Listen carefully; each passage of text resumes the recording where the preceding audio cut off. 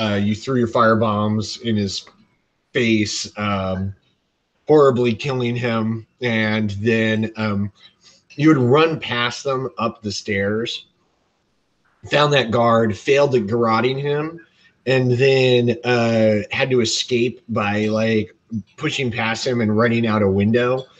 And then like somebody almost broke their leg or whatever, and you made it to the battlements outside the castle. So you made it back by swinging on a rope to the. I'm going to show you a map of the castle again. Okay, so if you let me look around. Yes. Okay.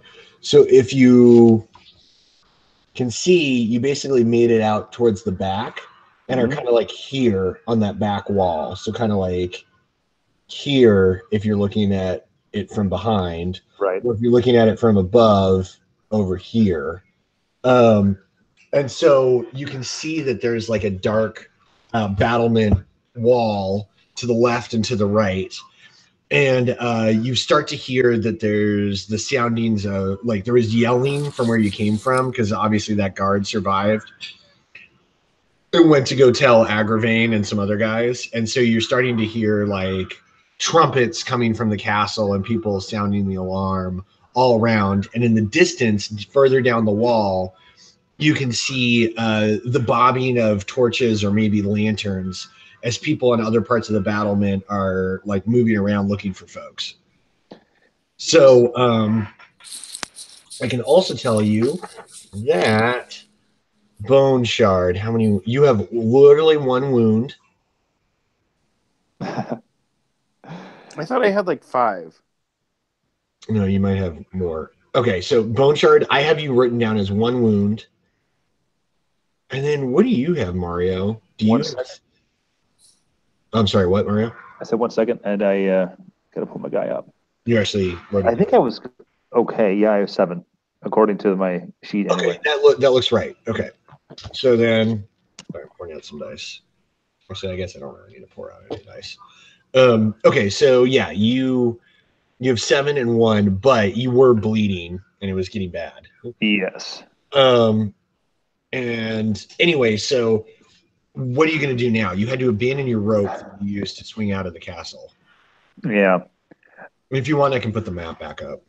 It sucks that I think that we don't have much of a choice, but to cut our losses. Is a 30-foot drop to the rocky escarpment that you climbed up originally. Mm-hmm. And then or it would be a 30-foot drop to like the regular ground. There are some woods on the hill, but there's kind of like a killing grounds run before the woods start. I mean, they like obviously prune it back. Don't let the woods grow up to the castle walls. So I can't think of a way that redoubling our efforts and trying to get to the guy himself is going to go anything but horribly. It's a shame because I'm sure people aren't going to be thrilled when we come back and have to say we had to abandon it in the middle of the mission, particularly when they had to kill hundreds of their own guys to make a distraction for us. Yeah, I don't know. What do you think, Joel / Bone Shard? I mean, while I agree, should we have just died too? You know, like I think that's the other side of that coin. Yeah, and I guess the upside is, we now know and can attest to the fact that there are freaking rats in there, which hopefully will turn any doubters against this guy, which is that's something. All right, so you can see the bobbing of torches coming from nearby parts of the wall. So what are you guys going to do? Shit. So explain to me. So like we're kind of at the top of like a rocky crag, right? Yeah, basically. There's a hill, and one side is kind of sheer and rocky, and the other sides there's like some grass. Now it's all churned up mud or whatever. And then a little bit lower in the hill, there's still some woods. So like, is there like other than like we can't get back to the way we came in, right? Well, you can. You would be climbing down the rocky escarpment side. The way you came in. Okay.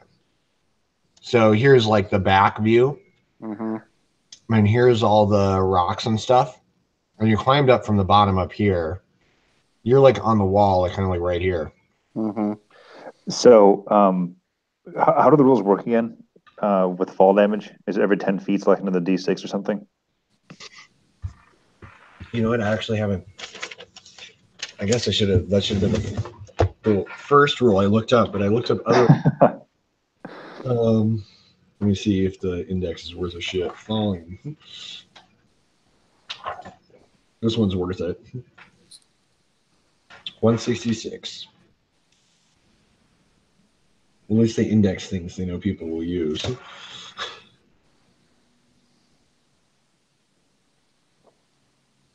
Okay.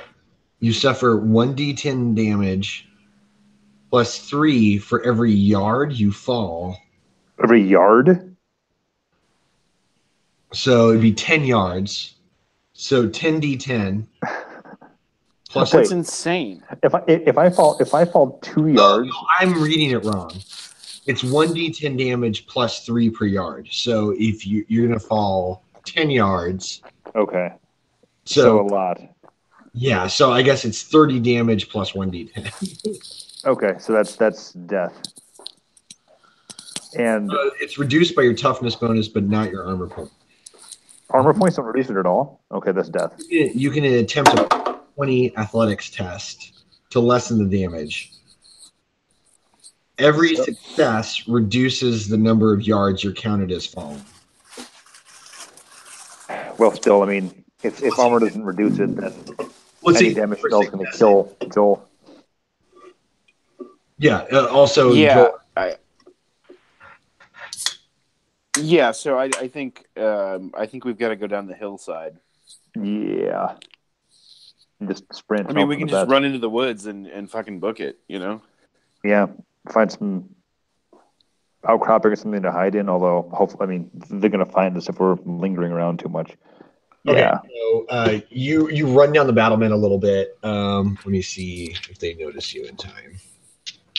You can attempt stealth checks, which is agility. All right, so they got -4 successes. So I guess they don't notice you. Yeah. Let's see here. Okay, good. Your stealth check doesn't. I would have to fail a lot. So you're gonna try and shimmy down the wall and make it to the grass? Yes. Yeah. Right. Do you have dice, both of y'all, or just one? I have a random number generator on Google. Yeah, I have the same. Do you want me to roll for I just got an app for my iPad, or not iPad. It's a Samsung. I don't care. Okay, so I get a 24 on, what was that again I'm rolling against? Your athletics, sorry. Yeah. That's going to be strength if I don't have it? Yes. Okay, 1 degree of success. So I got a 69, but I think that's only 2 degrees of failure.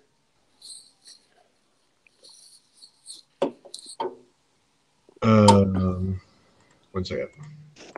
Oh, I thought I was rolling to be noticed. No, do athletics. Okay. Can I roll again? No. Unless you want. Well, it's a 69, but it's 2 degrees of failure. So the one thing that did reset is your fate points. Oh, good call. That's probably important. How tall is the wall? Athletics is actually agility. What's agility? Okay. Yeah. And then I'm pretty sure I still succeeded. Yeah, I'm better at that. Okay. So wait a second. Before we get too crazy, do we get a chance to spend experience? No, not currently. Like once you get back to camp, even if you don't have a lot of time, I'll let you spend some experience, but not right now. Which just doesn't seem appropriate. I can see that. I have a lot saved up. I'm gonna actually do that soon. Yeah, you're gonna turn into a badass when you spend experience, Mario. You probably have like 500 now. Let's see. I have 405. Slick. Sweet. All right, so yeah, roll those athletics checks, which is by agility, and you can only re-roll if you're. So, how many successes did you get? I need to know. Hey, I rolled and got one success. I'm sorry. I guess agility that would have been 2 successes. 2 successes. Okay. Well, I guess. Wait, how do I not have athletics as a skill? I don't know, man. Marauders aren't that agile, I guess. I would have thought it would have been like a strength thing. All right, I guess I'm going to spend a fate point and re-roll. Roll it. Tell me what you get. 10. Okay, so how many successes is that? I don't know what your agility is. It's 2. I think my agility is 30. Hang on, let me look. Might be 25. No. Agility is 30. Okay, so 2. Okay. So both. Wait, and I can't. Hang on, just before we go any further, I can't put any points into agility until I level up, right? Well, yeah, until you have access to it. Now, right. Nominally, that's true. It also doesn't help you for like leaving your career to go to something else. But you've got 2 alternatives. You could pay double, which is a lot for abilities, or you could just say fuck it and pay double to leave your career and just go to something else before you completed your Marauder career. Gotcha. All right. So you guys kind of shimmy down the wall, do one of these, drop down, and neither one of you manages to hurt yourselves on the way down. You hit the grass and you start running. And the guards on the wall still do not notice you. And so both of y'all roll strength checks to see if anybody sees you at all. I mean, sorry, stealth. I don't know why I said strength. I'll roll a strength check. Oh yeah, 12. Of course you will. I got a shit ton of success. 3 degrees. Okay, with how they rolled, you only need 1, basically. Bone Shard, it's agility again, if you don't have stealth. It's agility. I fail by 1 degree. Oh, and aren't you wearing chainmail? I thought I had like leather and plate or something like that. You have leather and chainmail, I'm pretty sure. I have your character sheet. Let me pull it up. I only updated it last time.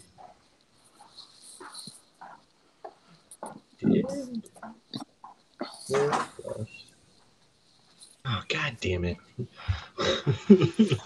Never updated your sheet. It's because I have to do it on my phone and it's slow and I never want to break it down.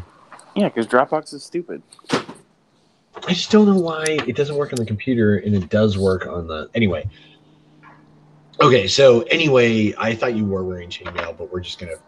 Maybe you left it behind for this adventure, although I'm pretty sure I was subtracting damage. Anywho, you hightail it into the woods outside of the castle. And at this point, it's not like there's patrols after they repulse the assault. And so you can make your way back down to the camp without much further ado. And you can see as you get closer to the camp that there's some guys at the edges that look like they were maybe only lightly wounded in the recent assaults, and they've got like a bandage on their head, and they're the lookout guards or the picket, and just some like peasant men at arms, and they look up at you as you approach the camp, and they say, "Perk, who goes there?" Oh, these are our dudes? Yeah, as you get back to your camp. Okay. But I mean, like, they don't recognize 2 dudes covered in blood and soot stains. It is I, El Visconde, what was my name again? Conada de la Ciudad Balón. Well, yeah, who are you loyal to? The good guys, of course. Ha ha ha ha. They level their halberds at you. We're loyal servants of the Duke. Every man out here says that. Do you follow Ermengarde or Agravain? That would be Ermengarde. Okay, they let you through. You hear the muttering as you go past. Bloody foreigners, always mucking things about. Ted was a good man, lost him in the frickin' assault. And as you make your way deeper into the camp, so you've got some options. Where do you want to go? Your particular tent? Do you want to go talk to Schroedigar? You know Ermengarde himself was infected and taken to bed. Right. I think Schroedigar is probably a good option. Yeah, there's no reason to waste time. If we do, we're going to be probably asking for more irritation on top of this.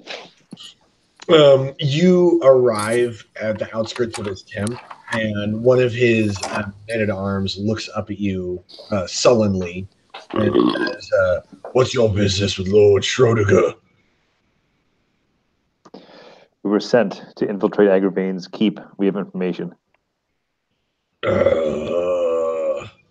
He can be found in the butcher's tent.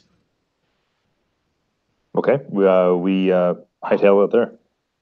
All right, you know that means the surgeon's tent. Yeah. So walk. There's the smell of sounds. There's the smell of blood and the sounds of men crying out in pain, and generally, it just does not seem to be a good scene. Fortunately, the nobles have their own little kind of like area away from the riffraff, and as you get there, you quickly recognize where Schroedigar would be.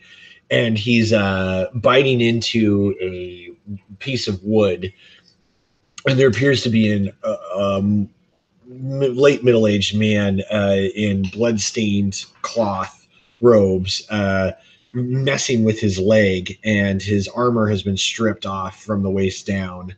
And as you approach, he, with wild eyes, turns to you, spits out the wood, sits up, and says, "Is it done? Have you killed Agravain?" This guy isn't your grace, right? What's the proper title for this dude? We'll say your honor. Yes. Your honor. Or your lordship. Agravain has agents of chaos in his keep. We were nearly slain. We were no match for the rat ogres. What nonsense do you speak? Did you kill the man or not? The man lives, so far as we know. We were pushed back. But we wished as soon as possible to bring news of his truck with agents of chaos so that we can. Interrupts you, narrowing his eyes, and said, "Bloody well live. And Agravain lives as well. You should be dead and buried if Agravain is alive. Why have you come back here with your lives?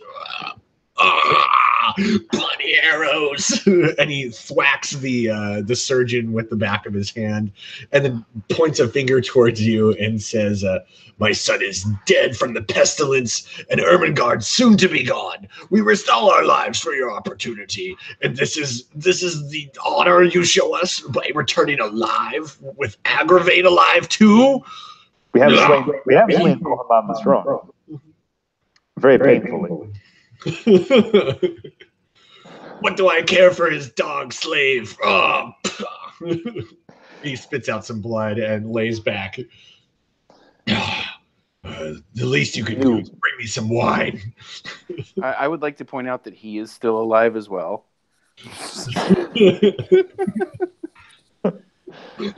That'll go well. He sits up and he says, "Get the fuck out of my sight, or I'll have you hanged." He levels his gaze at both of you. Do you depart? Unfortunately, yeah. I don't know what else we can offer besides saying we'll go back and try again. But there's nothing we could do, man. Do you head back to your tent where you were staying, I suppose? Or is there somewhere else? else? Like probably want to bandage some wounds and shit. And reconvene. So you went back to your tent. Both of y'all make perception tests. which is initiative if you don't have skill perception. 70, which I'm pretty sure is a failure. It's most likely a failure. Yeah, I think you would know if you had the skill perception at 70. I rolled an 8. A what? An 8. Sweet. Okay, so you hear the sounds of there should be nobody in there. And you hear the sounds of men bustling around in your tent. And you can see some of you catch outline in shadows just when the torchlight plays a certain way that there's at least 3 dudes in your tent.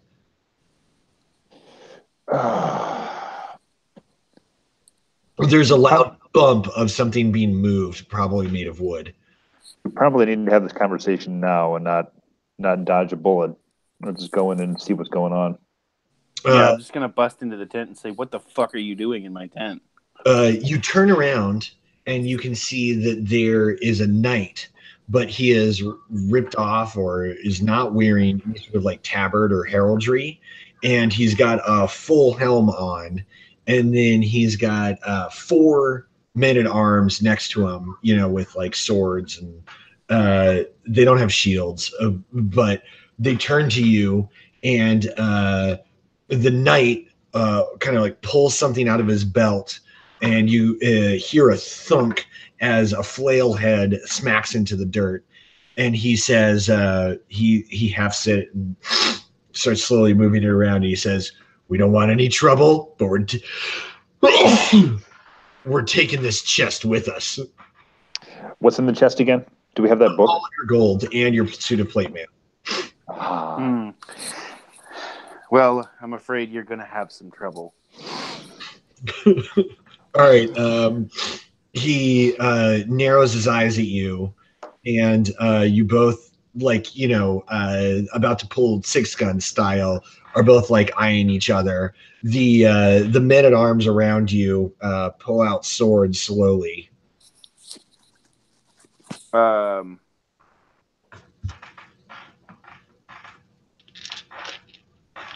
on. Sure. Oh, actually, this gives me a second to print out their stats. I'm gonna put your notes online like a dumbass. Always write it down, guys. My Gmail.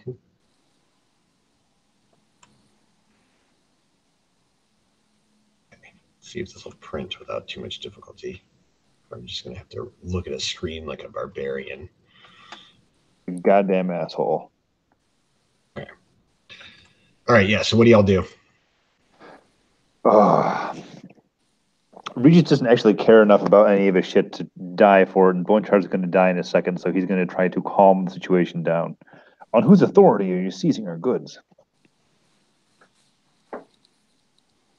Yeah, so what do you think, Joel?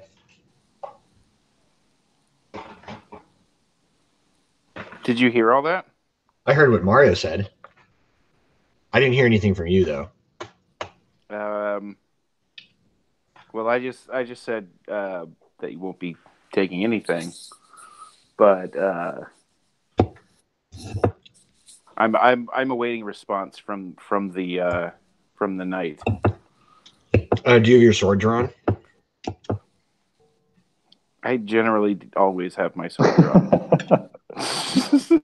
Yeah, you just like walk around with it in your meaty fist.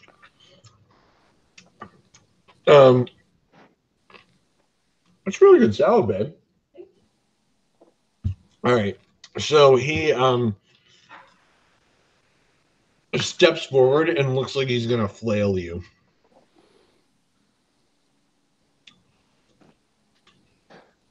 One hit and you're down, man. There's no way we're winning this.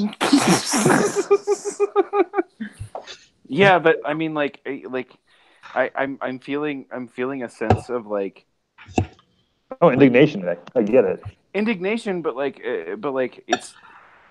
it's really probably actually what this character would actually do in this moment.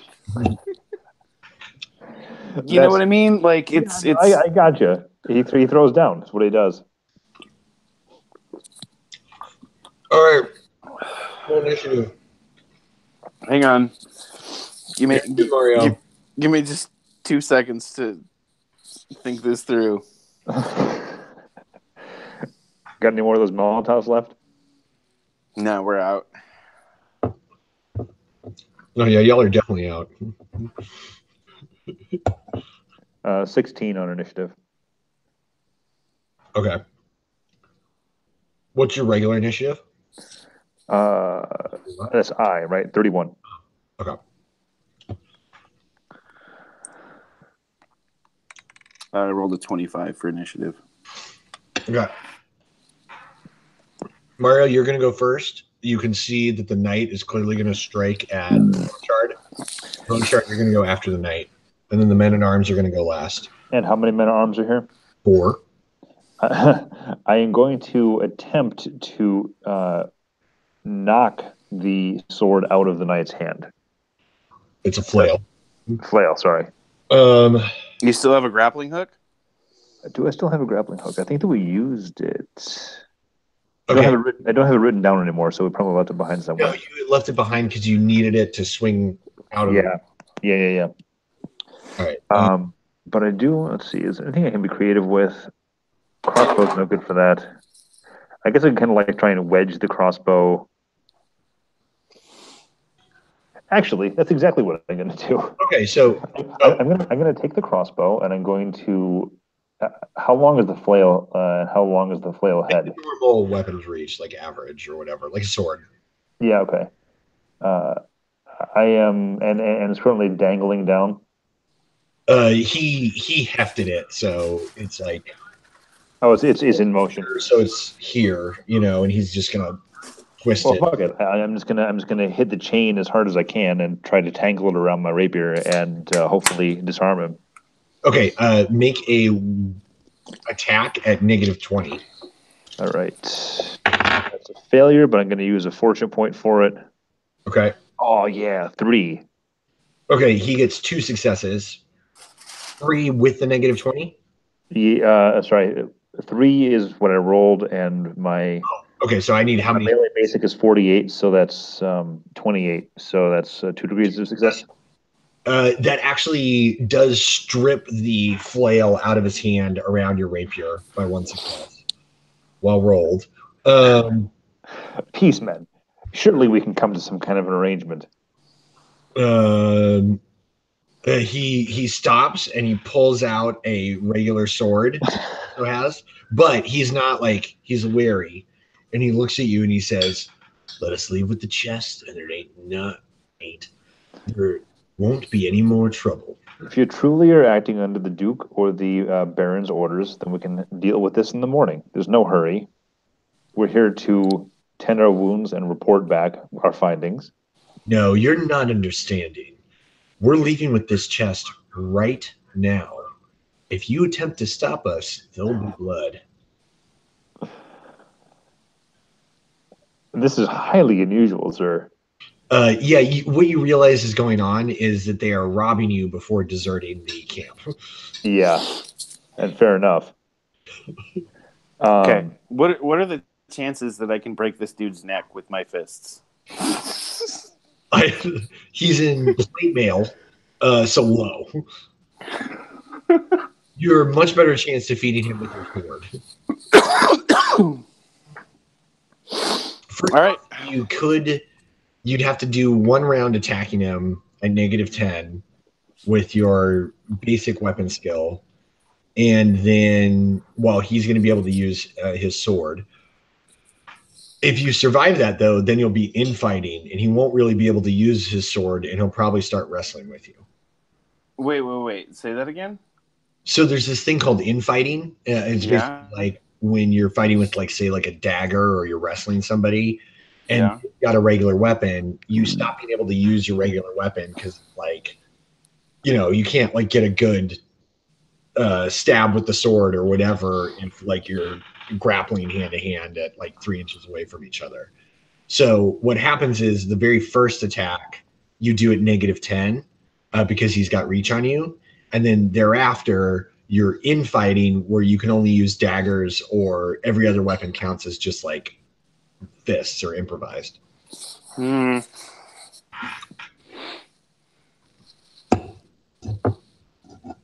Anyway, What do you say to his letting them leave request, Mario? / Regis / Inigo de Castillo. God damn it! I'm just in no position to stop this guy. I actually, at this point, I am. Regis is battle worn and is more about mischief than having a beautiful suit of armor in the first place. We can maybe try and find these guys later. I took a very good look at their faces. Well, you can't see the knight's face because it's covered in a mask, but you take note of the men of arms. Okay. Well, not a mask, but a full helmet. Do I recognize any of the men at arms?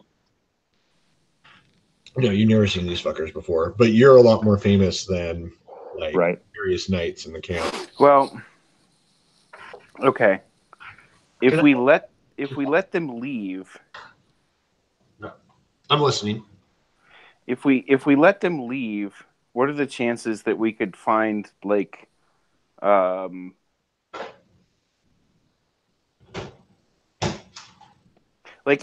guess what I'm asking is like how like in how much disarray is this battle camp? Like it's that's something I You're pretty sure that they are not the only people deserting tonight. Especially if you didn't come back with news of having killed Agravain and won the war.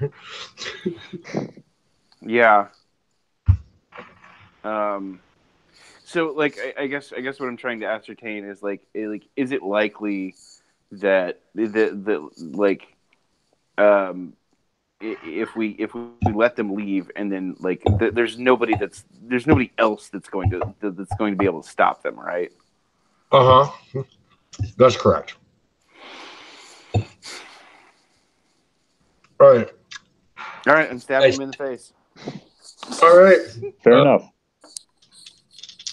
He swings on you, Boneshard, and misses. Wait, I thought it was my initiative before his. It was. Okay. You were before the men at arms, after Mario. Okay. All right, so he swings at you with his sword, and he fumbles, but you could fumble worse. So roll your attack. It's a 7. Okay. That is, I believe, 5 degrees of success.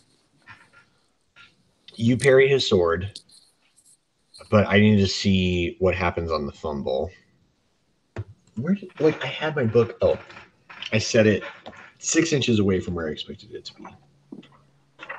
Sorry. I assume you want to know what happened when he fumbled? Yes. All right, let's see what the chart says. He had a 3 on the fumble chart. There it is. He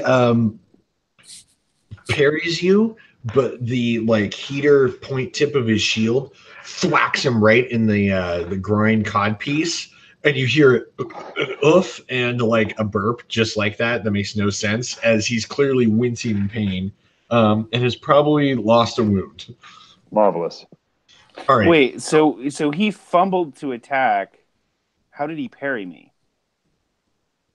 No, he fumbled his attack on you. You parried him. Right. And when he was swinging around, he thwacked himself in the balls. Gotcha. Okay. At the bottom of his shield. Okay. It is now your turn. He is going to try and parry you. I'm assuming he does that at some sort of a deficit, because that shit hurts.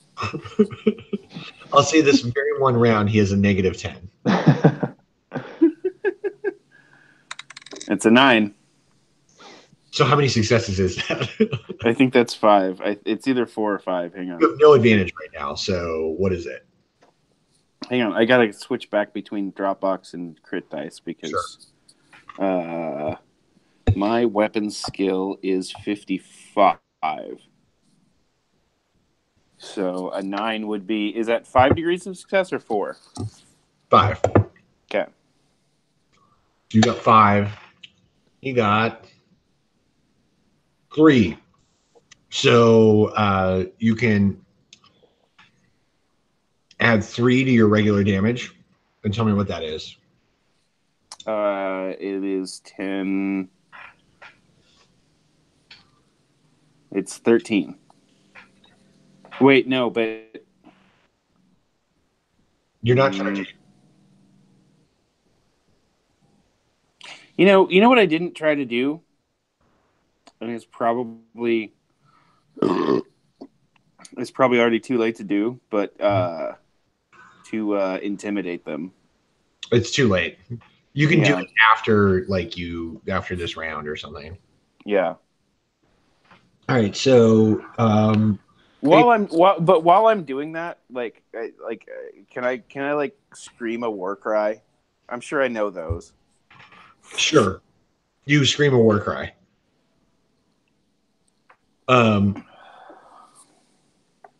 We'll roll after this. I just want to know how much damage you just did. 13. 13. Okay, thank you. All right, so between his plate mail and his shield, he is down to 8 wounds. Okay. You gain +1 advantage, sir. Now the men-at-arms go. There are 4 of them. All right, attempt to parry the first one. He got 10. 6 successes to hit you with his mace. Jesus fucking Christ. This is not good. I failed. Did you fumble? No, it's a 76. Okay. So with 6 successes, 13 damage on your... Wait. I'm going to spend a fate point. All right, roll it. How does death work? By the way, if he's reduced to 0, is that immediate death, or is it like D&D where he's dying for a while? No, we roll on the mortal wounds chart. Right. Or whatever. But wait, I really feel like I should be able to at least attempt to retcon an intimidation thing. All right, the results of this roll stand. Roll your intimidation check. You do have a free plus 10%. Are you skilled at it? No. So it's just your... It's a 17, which is, and my intimidate is... Hang on. You don't have any... Drop out. Same as your strength skill. Or attribute. It's 56, so that's 4 degrees of success. Nice. Okay. That will go into effect after I die. All right. Do what? Let me see how many of the 4 hesitate. Okay. So 58, 1 failed his willpower. That one critically failed his willpower, runs away. Failed his willpower. I'm rolling a different die. All right. The knight and the 1 man-at-arms critically succeeded. So they're both still fighting. Maybe we can do this now. Maybe. 2 hesitate, and 1 ran away. He's like, fuck this. I'm out. Ran away from your scary self there, Joel. Okay. Back to it, though. There's enough left. Okay. I still hit you. 6 degrees of success. Okay. So, hang on. Can I even get 6 degrees of success to parry? I don't know, Doc. Why don't you just roll so you don't have to do the hypothetical math? You can just do. Well, I mean, I'm just looking because, I mean, it's going to happen. Unless I don't know. I don't think I can. But it's an 11. Oh, well, that's a critical. Nice. God, but it's still not enough degrees of success. How many degrees? It's 4 degrees of success. Which is the best critical? 13 minus 7 is for your armor on your arm is 6. You take 6 wounds, which reduces you to 0. Hang on just a second. Always Joel.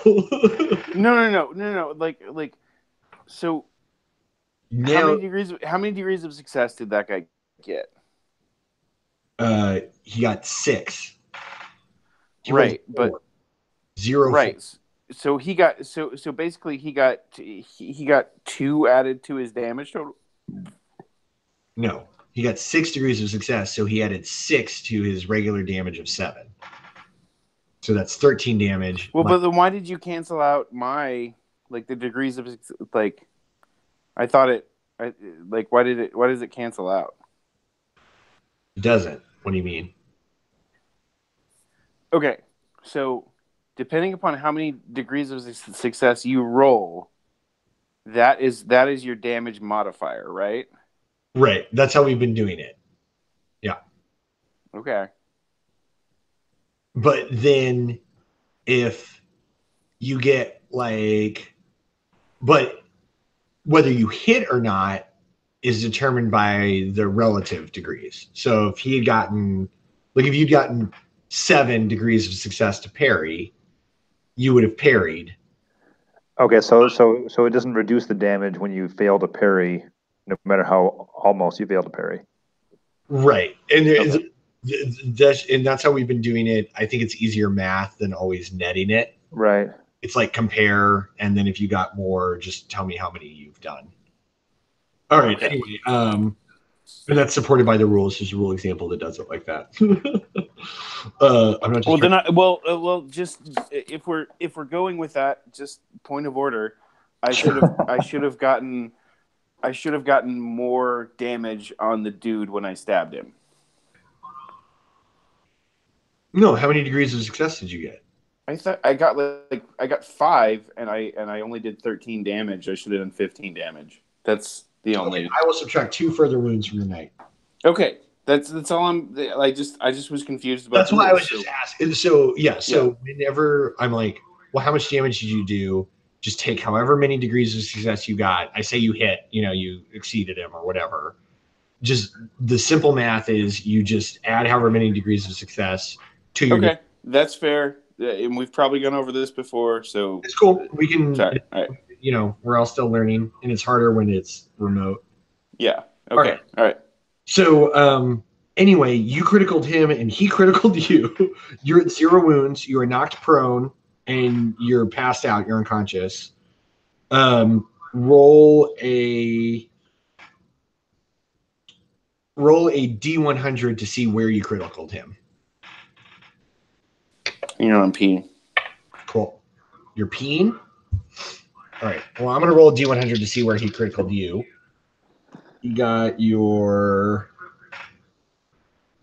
almost your head. He got your left arm. And then tell me when you're ready to start rolling things, Joel. I am ready. Okay, roll a D100 for what happens to you. Jesus Christ. You'll be fine. It's a 77. Okay. He crushed your left. No, I'm sorry. He dislocated your left shoulder. It is useless.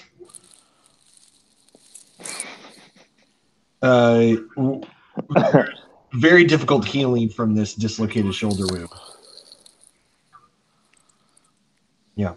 Anyway, the surgeon / barber will have difficulty healing you. But write down somewhere in your character sheet, or I'll write it down. Bone Shard has a dislocated shoulder. Jesus Christ. Okay. Less.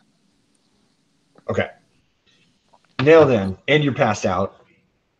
The man at arms, roll a D100 to see where you got him.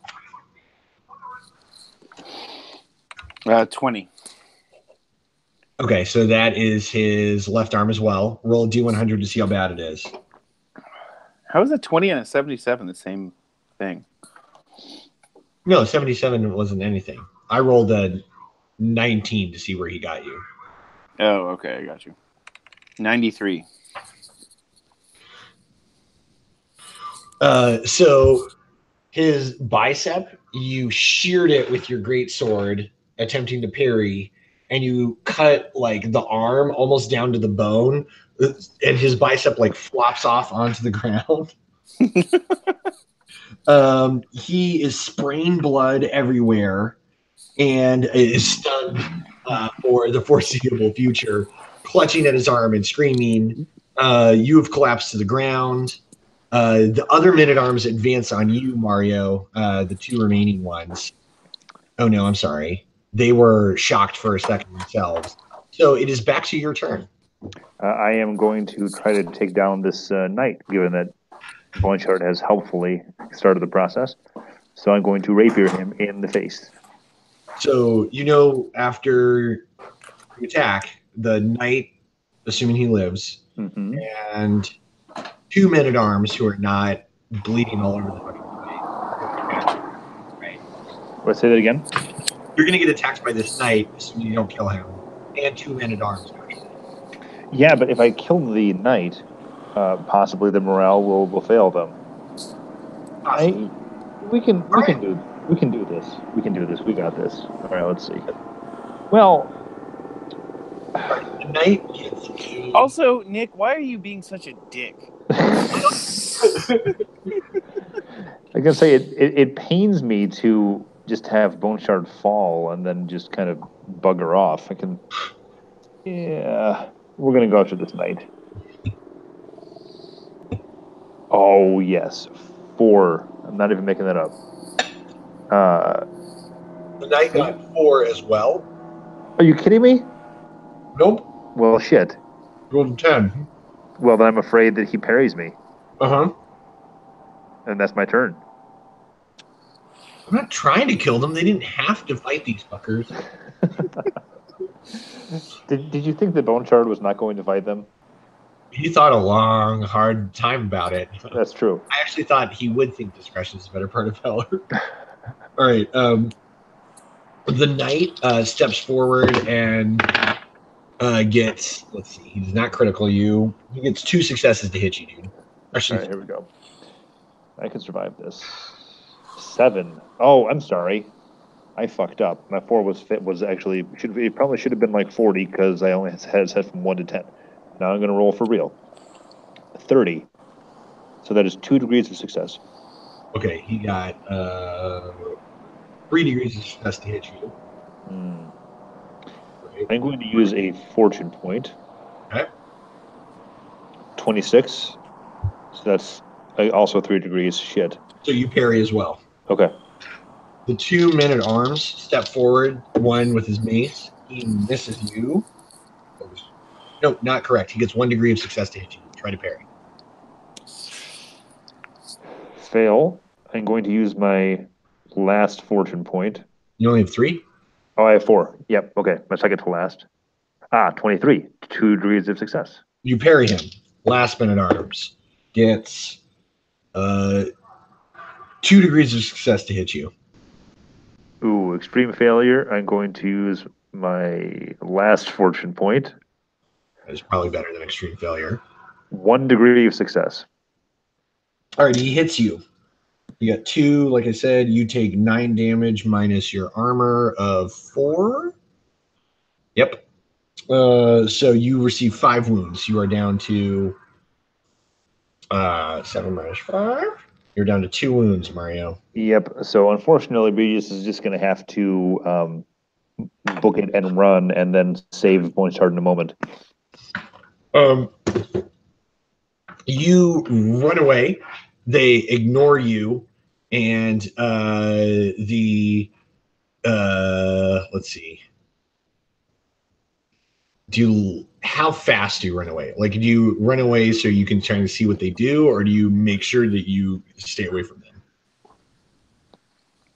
I am going to run away and then run around the other side of the tent so that I can hopefully lift it up and fuck with them further if the opportunity allows. Also, I don't want them to kill Bone Shard. If I can, like, while they're messing with the chest, grab his body and drag it underneath, that'd be terrific.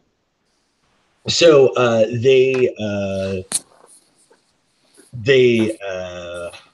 let's see. You run out. You run around. Roll stealth. 24 on stealth of 45, so 2 degrees. Okay. They do not notice you. You can see 2 of the men-at-arms are dragging the chest out, and the knight has pulled a horse up with a wagon, and they are hoisting it into there. One man-at-arms is strapping bandages around the guy's arm, who has let's see, did he gain bleeding conditions? Yeah, he's bleeding. Who is looking paler and paler from blood loss as the bandages are getting soaked, but they look like they're going to throw him in the cart. If you wait a minute more, you'll see that they throw him in the cart along with all your gold in the chest. I'm sorry, you said they threw a bone shard in the cart? No, the guy with the cut off bone set. They don't. Okay, good. All right, fair enough. And they don't even strip him of his armor or any of that shit. And they just get out of there with the chest filled with gold in your plate mail. Well, that's unfortunate. Okay, I tend to my buddy. So you realize his healing at this point is beyond your healing skills. It's not just like first aid. Like his arm is all like wrong position and shit. All right, so I got to bring him to the butcher then. Right. The butcher wants a gold crown to treat him. I happily give him 2 gold crowns, and I say, do an excellent job, and there's 2 more gold crowns after that for you. So most of your gold was just stolen. Fair enough. We had it in the chest. How much would I have reasonably had on my person? That's what I'm thinking. I think you would have each had probably 10 gold crowns on your person. Okay, in that case, I give him a gold crown. Which is still an exorbitant amount of wealth. Yeah. But no, I pay up his asking price. Okay. He nods after checking it with his teeth and is going to make a healing check on you, Bone Shard. Ooh. Very good at his job. And stinks of whiskey. Maybe brandy. And so he knows what he's doing. Yeah, that's right. Bone Shard, the next day you wake up with 1 wound. Your shoulder is heavily dislocated, but at least you're conscious. You don't feel like standing much. Roll a regular heal. What skill is that? I'm sorry. It is endurance if you have it. I do have endurance. And it's toughness if you don't. Hang on. It is 40. Catherine's mad at me because I stole your guys' gold. In fairness, yeah, because you're being a dick. We did have a ludicrous amount of gold. I rolled a 40 on a 49. These are the disadvantages of being famous, guys.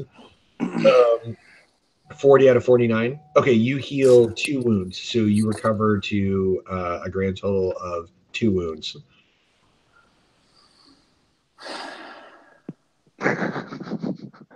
And your shoulder is still dislocated. You don't sound thrilled about this, Joel. Hey, it is what it is. And you feel that you have a fever. It's probably related to the wound you took from the rat ogre.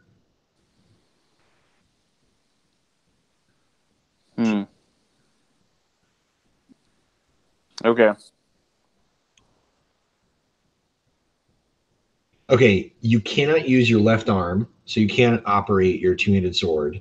How long does that last for?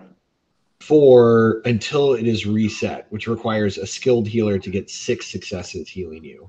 Okay, and Mr. Butcher was just fucking it up, basically. Got 0, yeah. He didn't fumble. And it doesn't require surgery, so he didn't like cause you to start bleeding just by failing. Even after, when it finally does get reset, for 1d10 days, any use of that arm will be a -10 penalty. And that includes using your 2-handed sword. Oh, and you have rat fever. Rat fever. What did that do? As you can tell. Well, it's still just getting worse, but you feel yourself with an elevated temperature. You would probably want to consult a more skilled healer that can do more than diagnose it as rat fever. I assume you relate to him that the ragged wound that your buddy suffered is from a giant rat. Oh yeah, no, we're quite upfront about that. It's like the only useful piece of information that we got out of our disastrous sojourn. What do you guys do? You're sitting around the tent. It's the next day. It's maybe like 11 in the morning, before noon, and you realize you've got these terrible wounds. Oh, Mario, you should also roll a healing check to see how many wounds you get back. Okay, and that is what is that, toughness? Mm-hmm. Oh, and the next time you're wounded, oh shit, you received a wound in that battle, didn't you? I received 5 wounds in that battle. Oh yeah.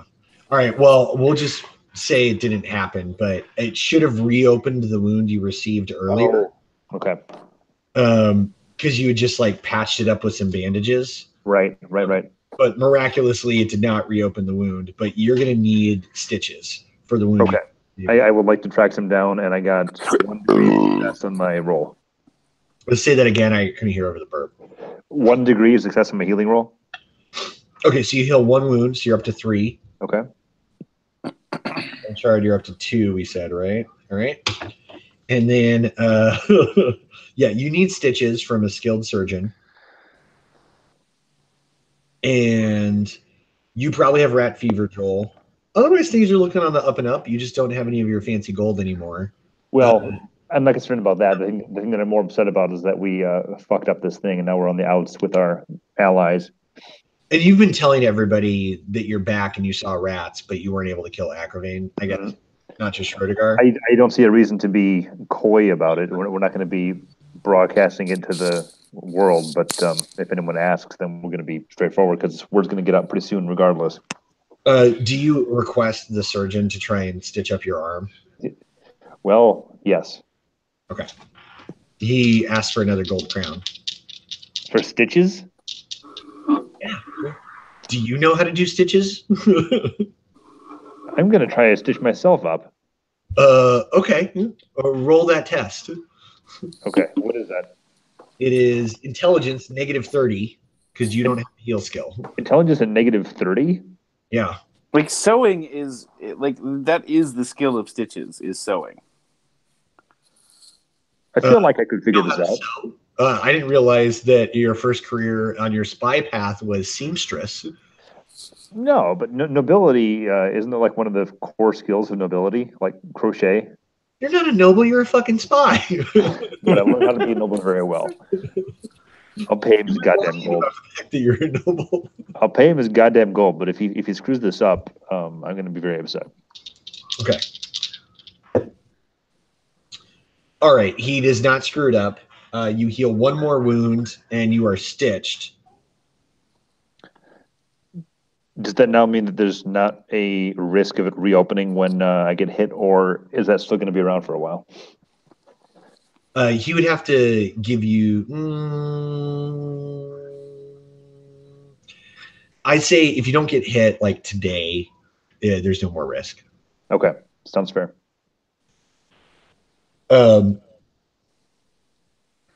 But how long? Well, after the stitching comes by, Lady Griselda and one of her plate armored sons comes into the butcher's tent and says, oh, "My dear boys, I have been looking for you everywhere." Ha! So you did not kill Aggravate, eh? Well, we gave it the old college try there, Griselda, but unfortunately, he had rat ogres, and that was the end of that. Rat ogres? Oh, I've only heard of such things vaguely in my more esoteric studies. Oh, this is fascinating. Well, she looks around. It's not so fascinating, really. It's not. They're. And she kind of covers her mouth with a kerchief and says, they don't burn to death. which is weird because they're made of fur. It seems to defy all logic. It seems to defy any and all logic. I don't know if you actually successfully hit the rat ogre with one of your Molotov cocktails, by the way. Didn't you think that was the first? That was the first one. It was like a critical That success. was the first one, yeah. It was not a critical success. You got a critical success on the dude. I think you hit like you were trying to like fill up the hallway with fire. Oh no, you're right. No. You went back. Yeah. Well, maybe Yeah. he did burn to death. You just don't know. Maybe he stopped up and rolled, guys. Anyway, she says, "Well, I am departing to my castle. There's no place for me here. Schroedigar thinks I'm a witch, and We kind of are. Camp is in desperate straits. And the Duke himself is being brought back to his castle, so I should attend to my affairs." It's good to see you, gentlemen. Hang on a second. Hang on. No. No. Yes, Bone Shard. Let me just say, you seem to be leaving in quite the hurry. Well, it does stink in here of blood and pus. Not all of us are used to such things, Bone Shard.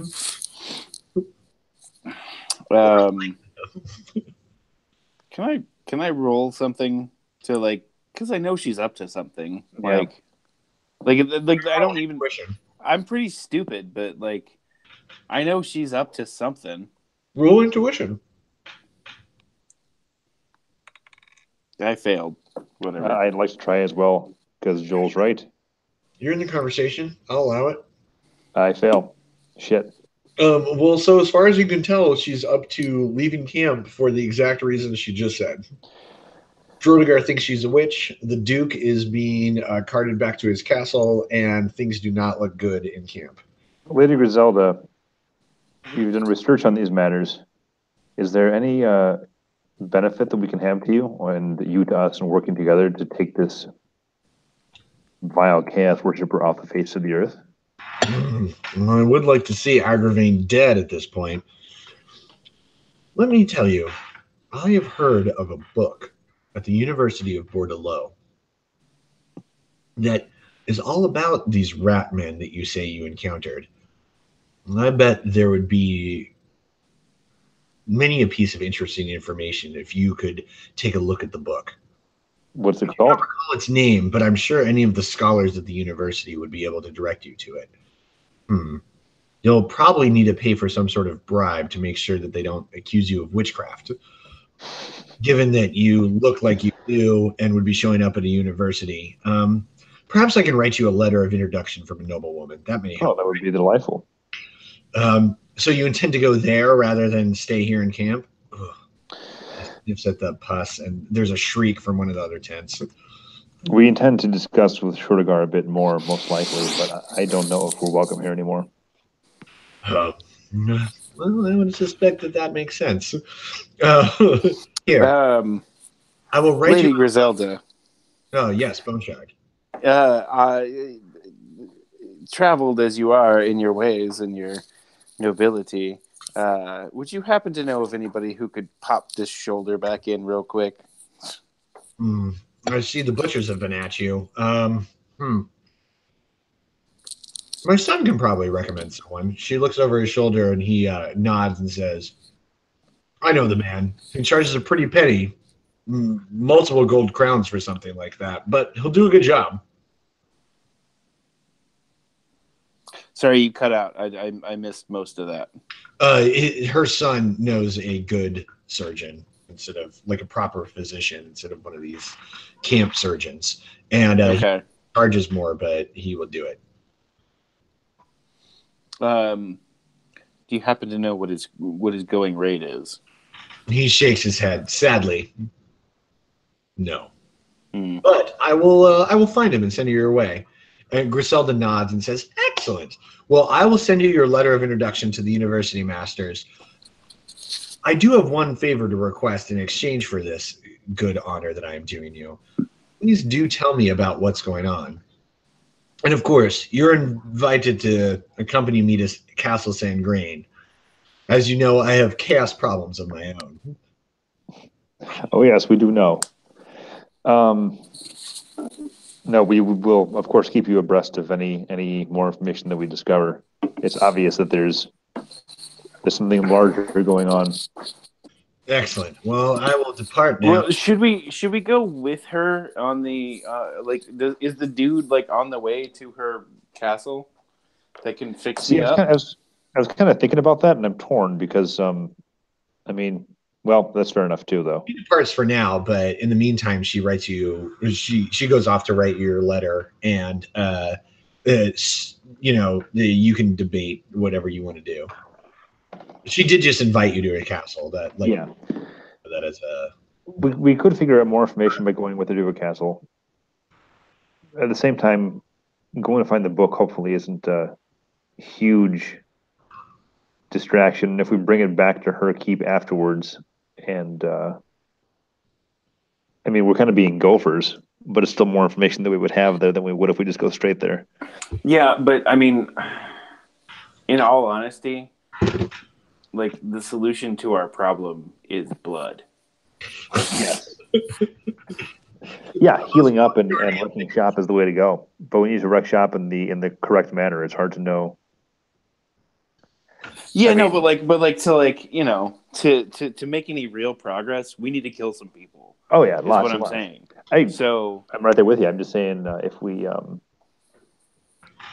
trying to do what we did the last time is going to end up pretty much the same way with us getting our asses kicked. I think, right? Well, yeah. I mean, it doesn't help that our bard wizard is not with us. Yeah, that would have been that we don't know nice. About. The last time he played, he pretty much was like, "Fuck this! I'm sick of dealing with these nobles' problems. I'm gonna go minstrel somewhere pleasant." Fair enough. So, and the legend of Jarlisle continues. Yeah. So, I mean.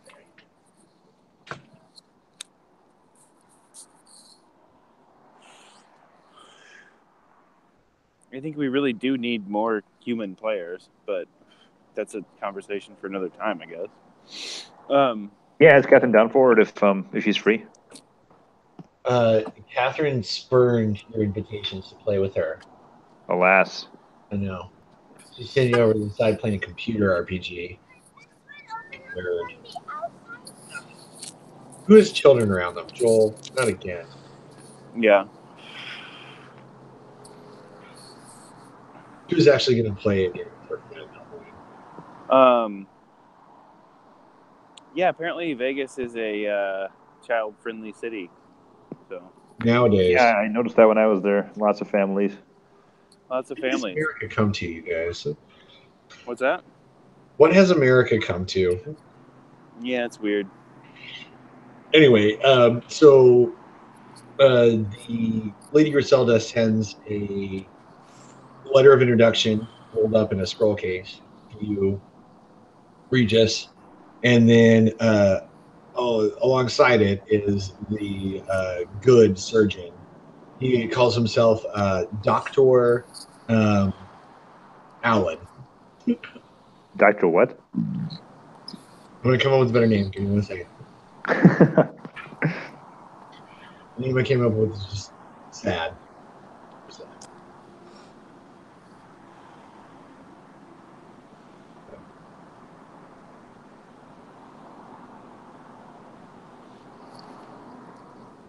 Well, Mario, while he's doing that, let's figure it out. Reassess. Okay. Dr. Allnault. Allnault. Yeah. Okay, so it sounds like you're leaning towards going with her to the castle first. I don't know. I just I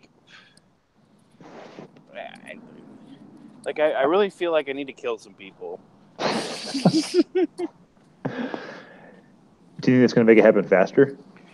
No, but like, I think that's gonna like slow the process. But I feel like we're kind of on the outs with all of the Yeah, it's a people shame. that we were allied with earlier.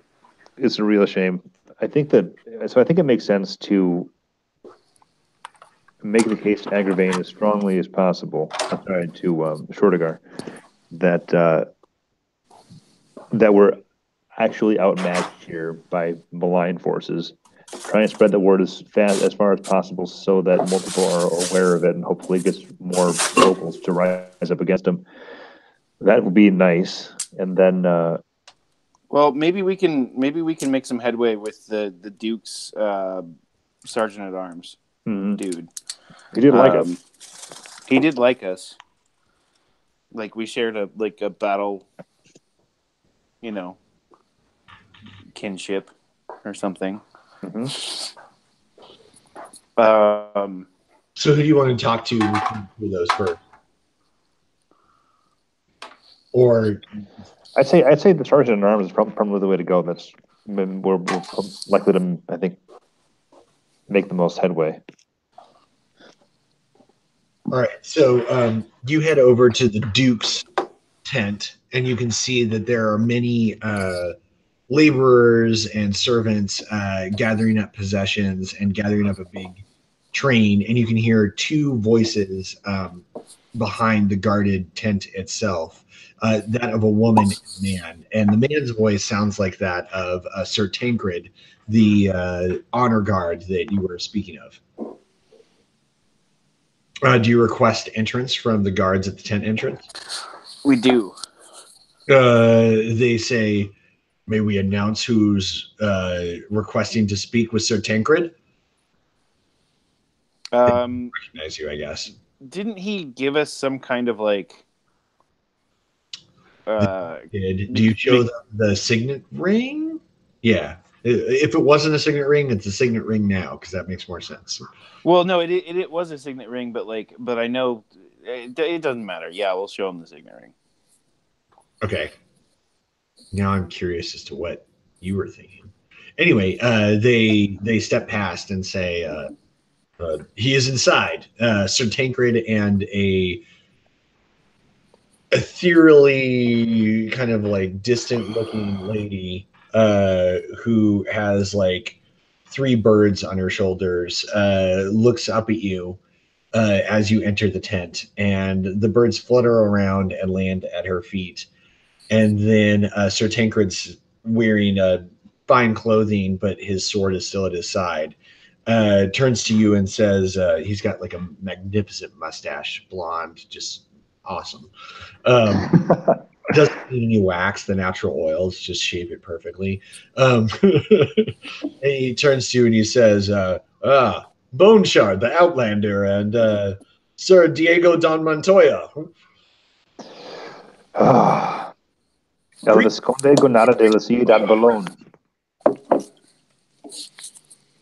You can see behind them is the Duke himself, who has been placed in a beautiful bier with a like a glass top on top of it.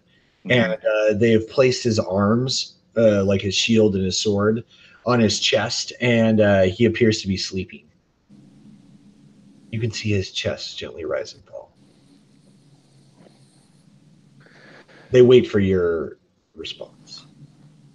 This is a true tragedy. My deepest sympathies.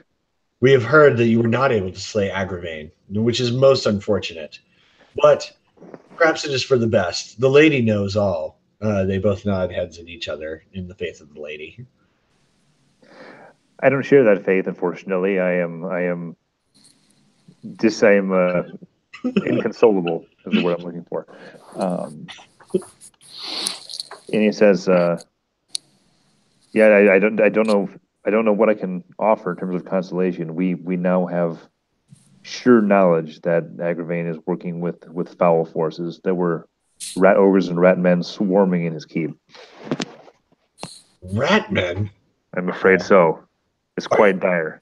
He skeptically looks at you and says, are you mad? I thought these were only children's tales. I have never fought or seen such rat men. Make a charm test. Or I don't know if there's like a persuade skill or something. Yeah. Do we have any Ratman hair still clinging to us? We should have brought back some proof. No, you have 0 proof as far as I'm aware. All right. Charm. 1 degree of success. He says, well, I do not believe you are mad or lying, so perhaps this is true. I will interject in my brusque barbarian manner. Brusque and gruff barbarian ways, and say, it is true. I also do not share the faith of the lady, but I do trust in steel. And and what I saw was not an enemy that I'd ever faced before. Are measurements about the same as what we were used to? Yeah, sure. We'll say they're feet, imperial, none of the metrics. Yeah. I'll say the thing was 9 feet tall, and it nearly took me out with one blow. Oh. And I am not a man that is accustomed to such force. This is troubling news indeed. So the source of the pestilence that also befouls our Duke's heart is that of these rat men, you believe? Well, yeah, and then we'll tell them about the wizard and shit. Okay. They nod, and the damsel turns to you and comes over and touches your chest. I assume you do not stand aside or otherwise like batter away. Yeah. And she looks into her eyes, and they are now like gray and look, instead of having like normal eyes, look like almost like clouds are moving across them. And you can feel the power of prophecy in the lady across her. And she steps to you, and like you don't feel anything necessarily, but her birds chirp. And then she steps back and does the same thing to you, Regis, and then steps back and says, "These men speak the truth, and there is some dark prophecy that they know of. I do not know of these rat men myself, but perhaps that is the secret to the Duke's cure. I charge you, men, do see the Duke Armand does not fall, for I fear terrible tidings in the meantime, and the darkness will be darkest before the dawn of our Duke's return, or we will fall into darkness forevermore should he not survive." So much darkness. I'm all about it. She steps back, and one of the birds lands on her outstretched wrist. She feeds him feed from somewhere in one of the pockets of her gown.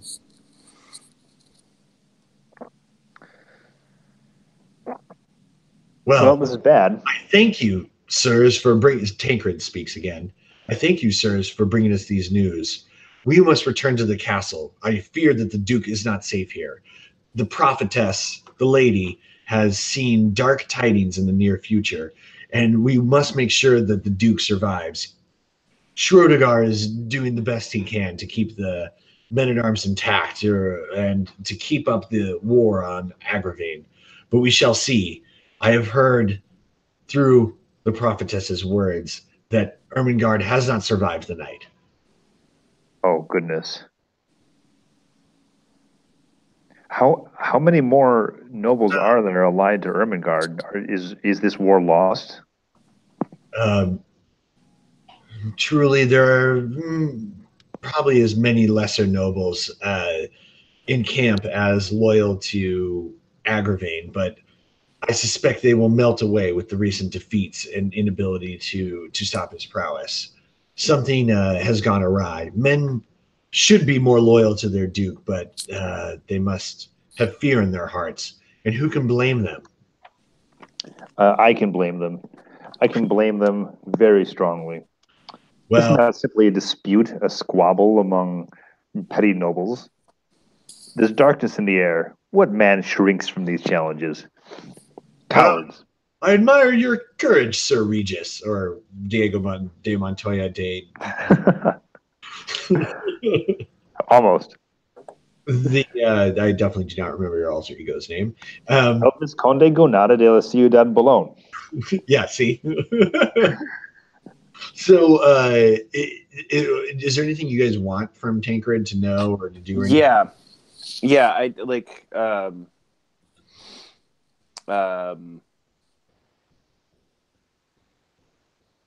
Like I want to know, like, what is his plan to defeat this evil?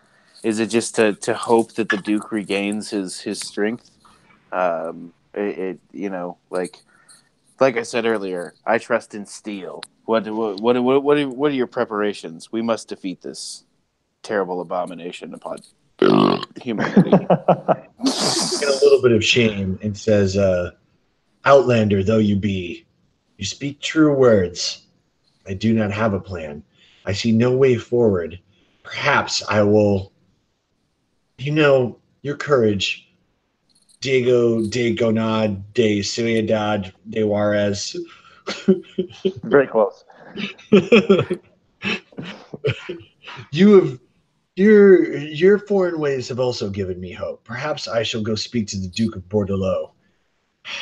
Unfortunately, I have no proof beyond the trust that this damsel places in you that there are dark forces at work. And I know that that will not be good enough for the law-loving Duke of Bordelot or the king.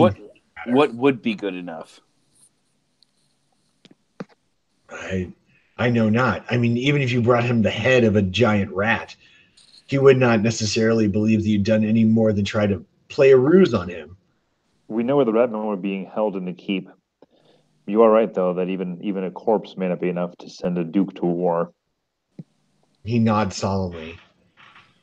I do not know what tidings come, but perhaps I will go to the Duke for aid, given that his nobleman of fellow rank has fallen so low, so that at least perhaps he could have protection from Agravain and any retribution he would bring. He nods and says, yes, I must do this, but first I will see the Duke safely ensconced in his seat. Very well. If we need any further assistance, we're going to track down and see what was that, sorry? Oh, no, after you. Yeah. We're going to speak with others. It's a great shame that Ermengarde has perished. He nods and says, by the faith of the lady, may her strength flow with you. And also to you. And with your spirit. To make the sign of the lady and bid you adieu. And then you can hear... Well, before we go... Sure. Before we go... just as a like parting gesture of solidarity, I say, like, this is I say what I said earlier. This is a problem that will not be solved without blood. And Bone Shards, we're all on the same page about the blood. the blood's going to happen. So Tancred nods about the blood. I agree, my Ronnie Outlander friend. So, killing folks. I'm in for that. Understood. So, again, they bid you adieu and finish up making preparations for the Duke. As you step away from the tent, you soon hear trumpets announcing the ducal departure, and you can see a dust begins to arise from the edge of camp as his entourage leaves with him, guarding him. You both make I don't know exactly what it would be. Make gossip tests, a gossip test, Mario, just to like overhear some shit. I'm pretty good at gossip. You are. I also have like a special ability at it. Fumble. I can reverse any failed gossip test. All right, this is going to go great. What'd you roll? 99. That is literally the worst roll you can roll. I'm afraid so. You are blissfully ignorant of whatever I was about to tell you. God damn it. It's the one thing you do, basically, and yet, I know. Can I make a gossip test? yeah, sure. Oh, it's fucking terrible. All right. Oh, it's so bad. I would have used a fortune point on that because it sounded pretty valuable, but alas. You use it all effectively defending your stuff. Mm-hmm. Where do you guys go next? So, with Ermengarde gone, who is the acting commander of this endeavor now? Is there an heir that we're aware of? Schrodinger. So that's it. Okay. Yeah.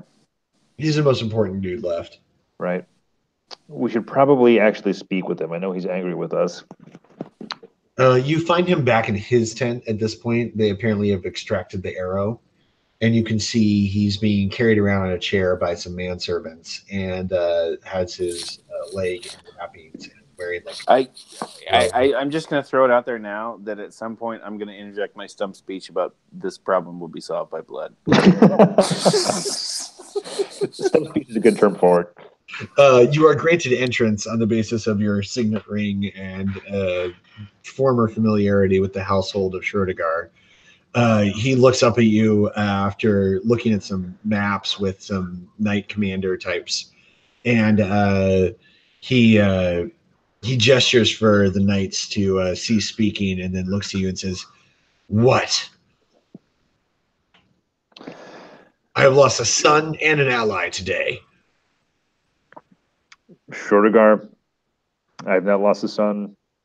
I've lost many allies and my pride. Truly, I wish that we could have done better now that I know what we're up against. I will tell you that I will not rest until I see this threat taken care of, and I give you my sincerest apologies for our failure. Do you come here just to blow smoke up my bottom with your empty words? And I come here to ask if there's anything that you desire of us that we can deliver. I come here to tell you that we have given your man, Ermengarde's man at arms, all the information that we can. Their seer believes us and knows the truth of our words. And I and to offer you, as one noble to another, my sincerest apologies. I am a man of my word, and we failed. Is this your pathetic and then boy? and Oh yeah. I'm gonna insert my stump speech.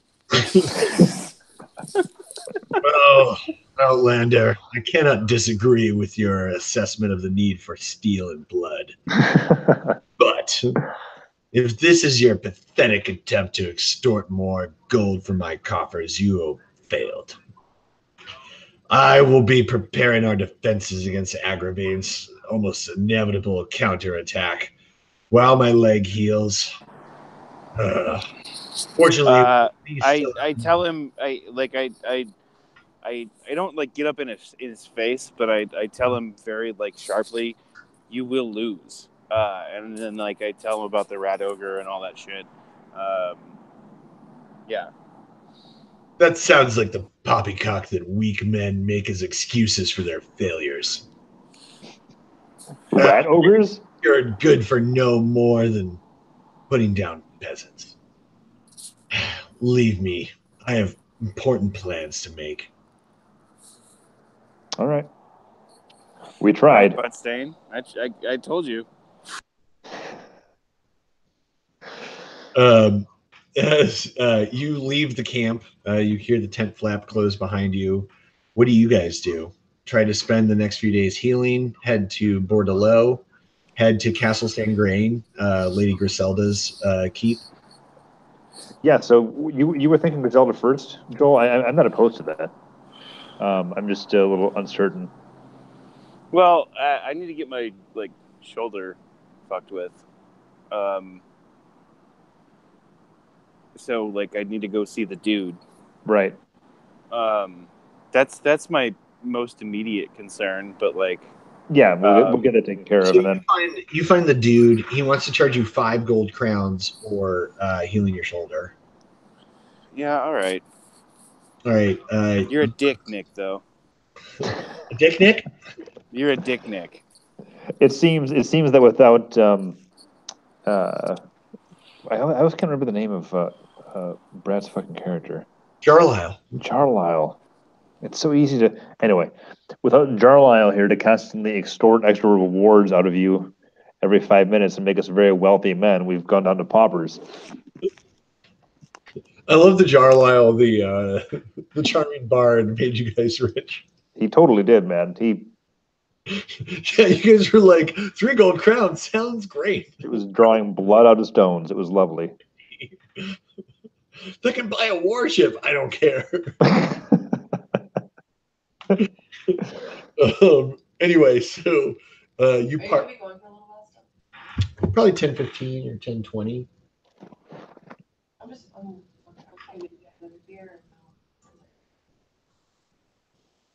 There would be enough time for another beer if we have any left.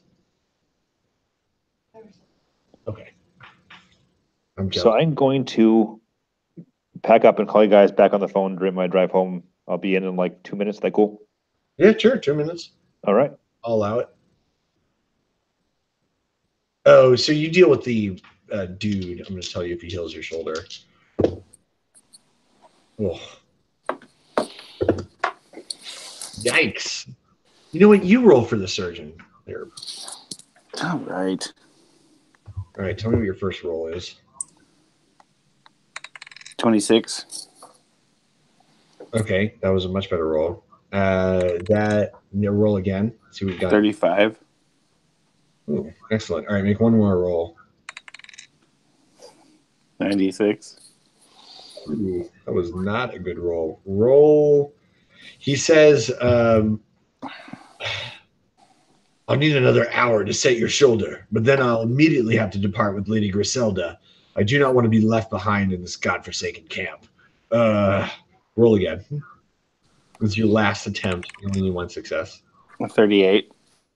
That gets it. He, with a final resounding pop, he gets your shoulder back into place. So you now... that's nothing. For 1 day, your shoulder is at -10 to all tests. Okay. All right. Can you like stitch up my, rat fever? Yo. Not cure your rat fever. Hey, Mario. All right, we're going to see if this internet connection works in the stairwell. This is pretty epic. Oh, my color's going crazy. Weird.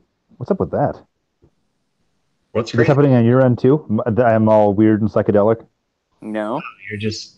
Oh, my camera's like flashing purple and green. Hey, that's Mario from my perspective. I like how your earphones make it look like you've got like earrings. What was that? You broke up. I give up. Okay. This will be over in a second. And now I can even talk as if people aren't listening to me. It's terrific.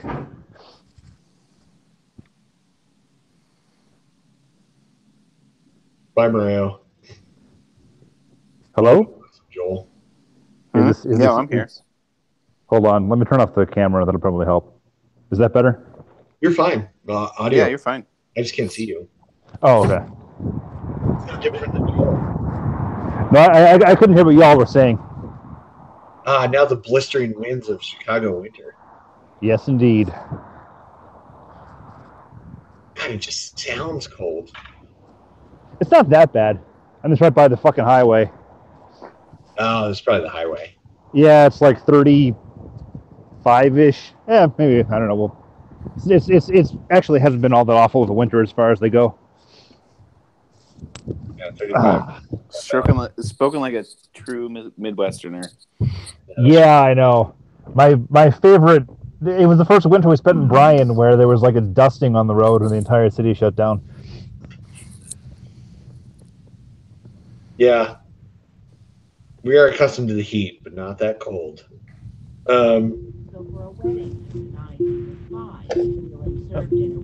Let's turn off NPR.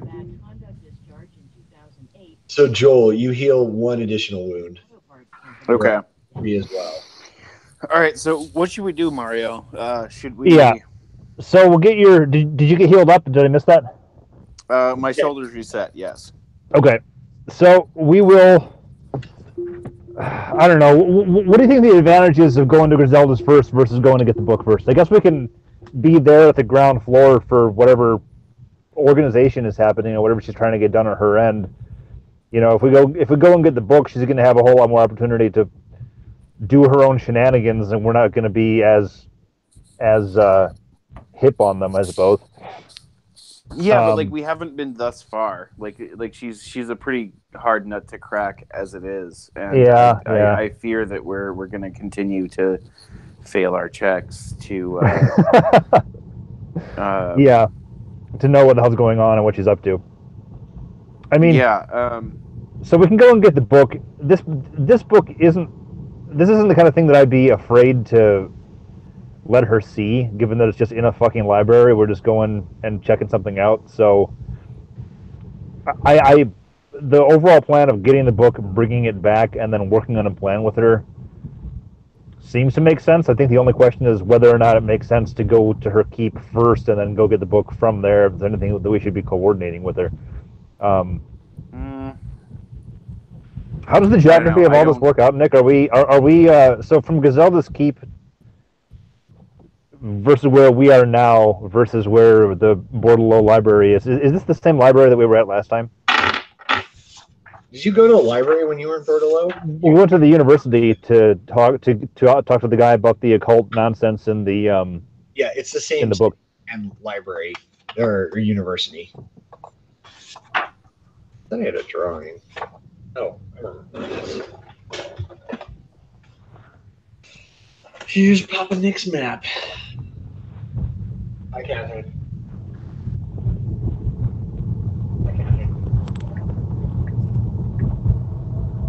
Let me know if the car noise is a pain. I can mute myself. No, you're okay. So you guys are kind of over here. Wait, I'll keep talking so that I can show it to you. Here, I'll notate for you, Mario. You're driving. All right, so you guys are kind of over here. Here's Bordelot. Yeah. Here's Sandgrain. Okay. So you're kind of equidistant. Yeah, so going to get the book first probably it looks like a shorter total trip, right? I agree. We'll go talk to the dude. All right, so you guys set out. Let's see if your horses were stolen. In fact, both of you make animal handling checks to see if your horses were stolen. Can you roll for me, Joel? Yeah. Okay. Mario gets a 25. I get a 91. Your horse is stolen. Mario, Alas. not. Well, do you want to split? We can cuddle. Yeah, you can ride Broken Back. Yeah.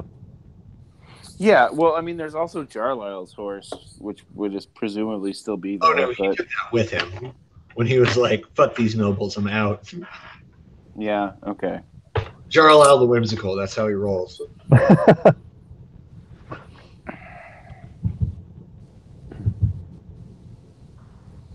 Yeah, we can ride tandem. Okay. So you guys head out towards Bordelot. You grab some supplies. I assume you... I'd like some more rope and a grappling hook. That's nice to have around. Molotovs, if we can find any of that. We need a lot of lamp oil and a lot of rags.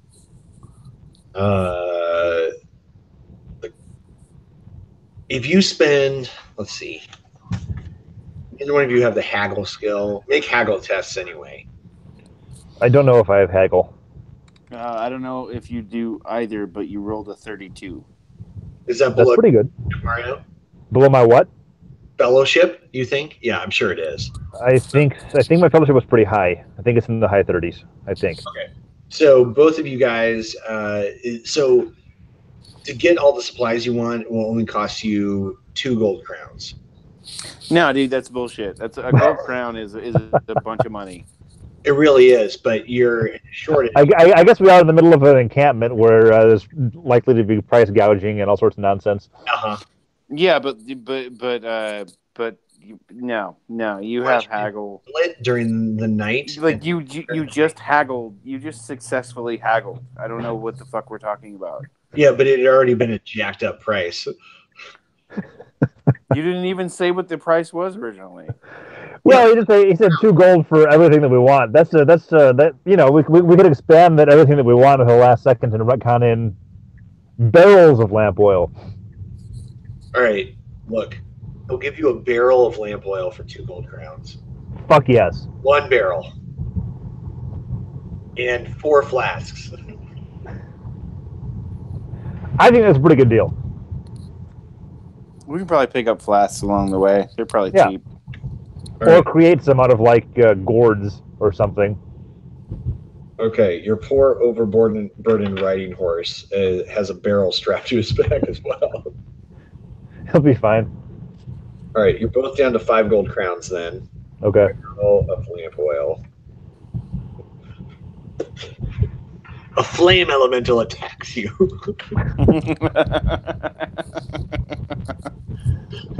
No, that's just weird. All right, so let's see what happens to you guys when you travel to Bordello. So you leave the encampment that night, I assume. Yes. Okay. This is a chart on my phone. I'm going to roll.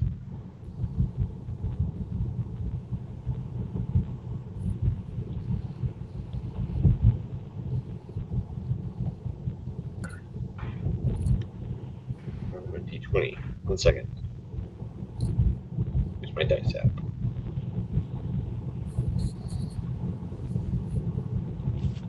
Okay. Your 2 days journey to Bordello.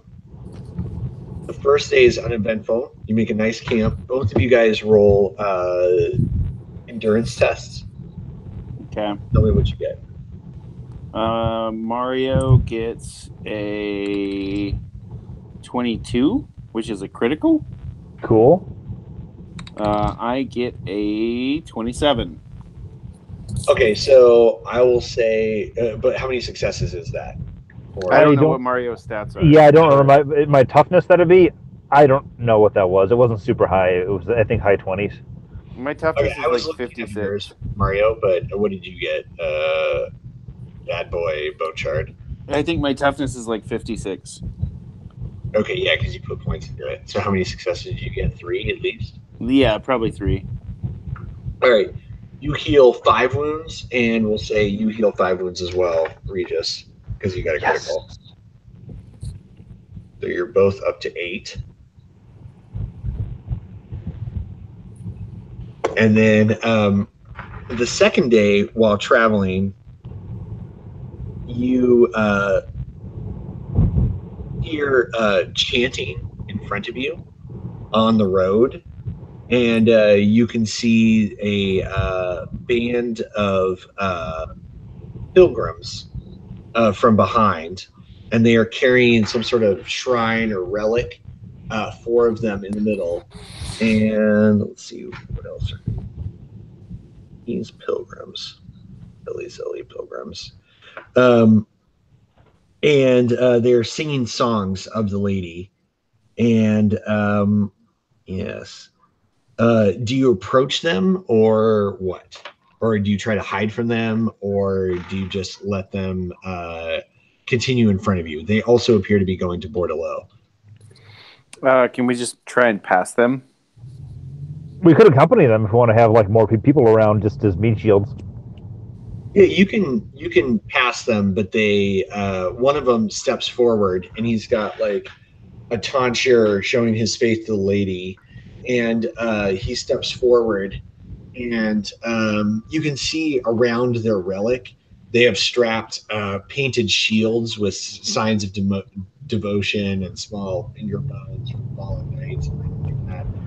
Like there's a skull on top of the relic, and you know that pilgrims will normally take up these shields if they're attacked or whatever.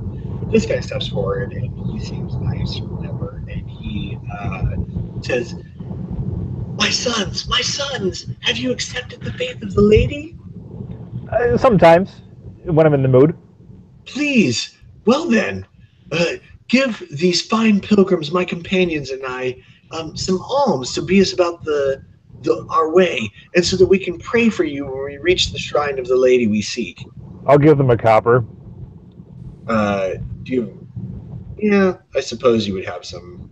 I had some written down. I had like, I don't know, a handful of copper and a handful of silver from previously. They allow it, and they thank you. I'm gonna write down that you have 4 copper. And he smiles at you, a semi-toothless grin, and then says, will you sup with us and break bread? Can I make an intuition check to see if these guys appear to be highwaymen? They do not appear to be highwaymen. I guess we could sup with them and break bread. I'm curious about what's going on around here. If anyone else has any more tales about shit going down in the countryside, it could be useful. Yeah, and a hot meal could probably do us some good. Yep. They make you guys a rabbit stew.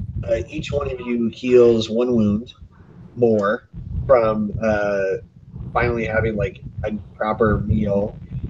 They sing some songs that they expect you to know. You actually do know some of the songs and can sing along if you wish. I would be happy to.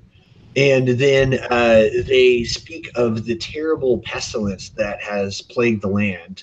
They've heard that that the Duke himself has been struck low, and that, as we all know, when the just ruler of the land suffers a malady, so do all of his righteous subjects.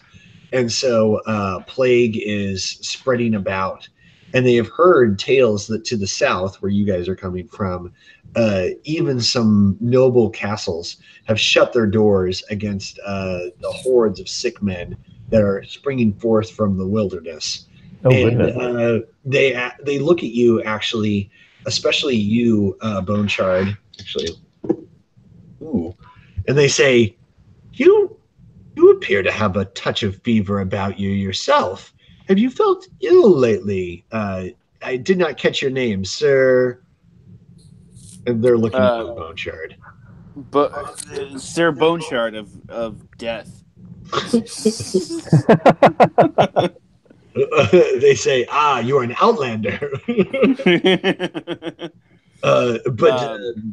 Do you answer their question about the sickness that they appear? Yeah, no, like I feel as if maybe I have come in contact with some pestilence, as it were. So a touch, a little dash of pestilence. They shirk away from you, but the man who greeted you says, "Fear not, my brothers. The lady cloaks us all in her protection, if it is our fate." And then he steps forward to you and says a prayer over you. And you feel as though you will have a bonus to all of your rolls to resist this disease, as you receive the blessing of the lady from this penitent pilgrim. That's awesome. They ask, but tell us, how did you receive this affliction? What did you come upon a blighted village? You touched by a sick woman? It was a blighted village. We passed through a few days ago, and ever since then, I've been feeling a little pestilence. Was it to the south? We must warn our brethren in the city. Yeah, it was definitely to the south. That is where you guys are coming in reality as well. So you guys, they offered to accompany you to Bordelot, where they were heading to go further north to the shrine they seek. Do you accompany them, or do you make your own way?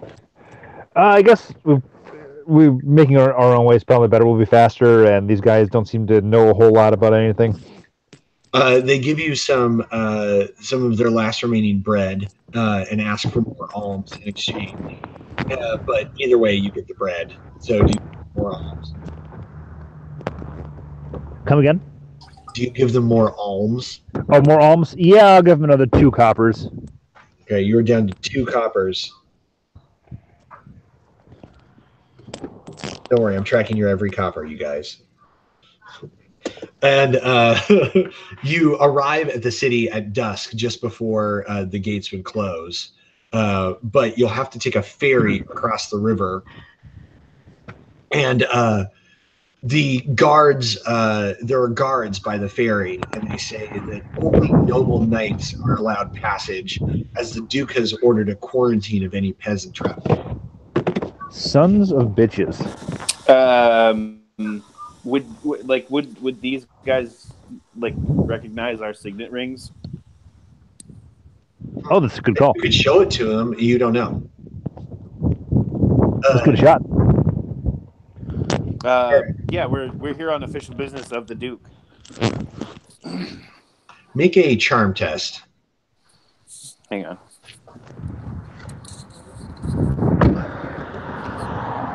I actually got to run pretty soon, guys. Is that cool? Yeah. We'll just start it right here when you guys start next time. Yeah, I'd be cool with that. That sounds perfect. What did you get, Joel? As long as you roll 14. Okay, I'll tell you what happens then. I'll note that you succeeded. Okay, and I promise not to be an asshole and actually be home next time. Oh, this was fine for us. I'm never home when we play D&D. I'll be in a second. All right, bye, friends. See ya. All right, bye.